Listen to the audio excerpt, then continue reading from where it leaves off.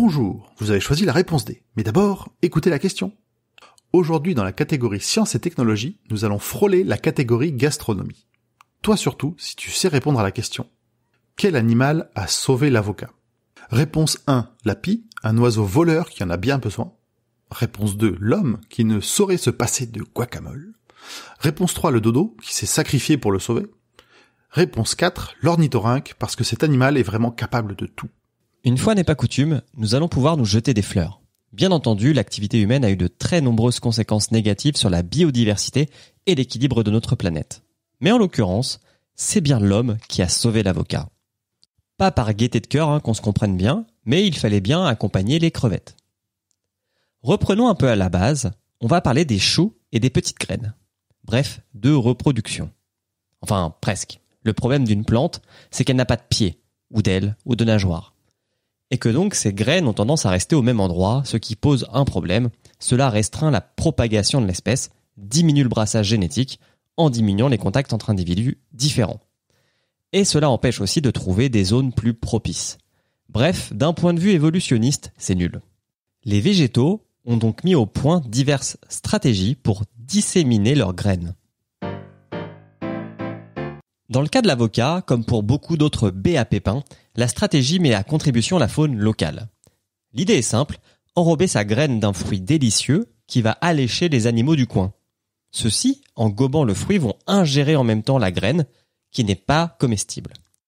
Ils vont donc la rejeter par des voies naturelles, au gré de leur pérégrination, ce qui permet à la graine de voyager. Prenez un moment pour y penser. Regardez un avocat. Regardez la taille de son noyau. Imaginez que le fruit sauvage a un noyau encore plus gros. Mettez-vous quelques secondes à la place du disséminateur. Voilà, on voit à peu près tous la même problématique. Il faut que la voie d'évacuation soit d'un gabarit permettant le passage de la graine. Or, il se trouve que l'avocat est originaire du Mexique et qu'il s'est épanoui au pays du sombrero au Cénozoïque. À cette époque, aucun problème. Dans la région se baladent près de nos petits fruits verts des représentants de la mégafaune. Que ce soit des mammouths, les gomphothères qui leur ressemblent, mais aussi des paresseux géants.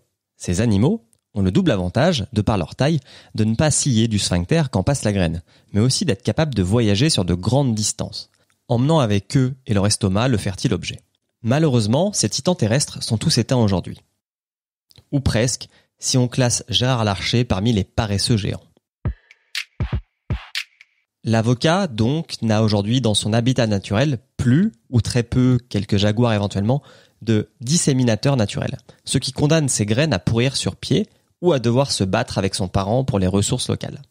Le destin tragique de notre triste baie semblait scellé jusqu'à ce qu'un homme, un jour, se dise que, bien entendu, ça irait merveilleusement bien avec des tortillas. C'est donc bien la culture qui a permis aux fruits de survivre, mais aussi d'évoluer, par sélection cette fois, vers la version que nous connaissons aujourd'hui. L'avocat est donc ce qu'on appelle un anachronisme évolutif, c'est-à-dire un fantôme que l'évolution aurait dû éradiquer. Ce n'est bien évidemment pas la seule espèce du genre.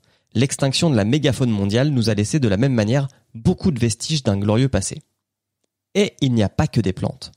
Le redouté dragon de Komodo, par exemple, se nourrissait jadis d'une sorte d'éléphant indonésien, le stégodon.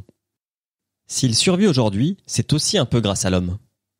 Certes, on ne l'élève pas pour en faire des tacos, mais nous avons introduit en Indonésie des espèces de daims ou de porcs qui lui font de très bons quarts d'heure. L'environnement nous réserve d'étonnantes facultés d'adaptation et de résilience. Mais ça, ce n'est pas une raison pour ne pas se montrer responsable. Bravo, c'était la bonne réponse. Pour aller plus loin sur ce sujet, retrouvez les sources en description. La réponse D est un podcast du label Podcut. Vous pouvez nous soutenir via Patreon ou échanger directement avec les membres du label sur Discord. Toutes les informations sont à retrouver dans les détails de l'épisode. À demain pour une nouvelle question sur la thématique sport.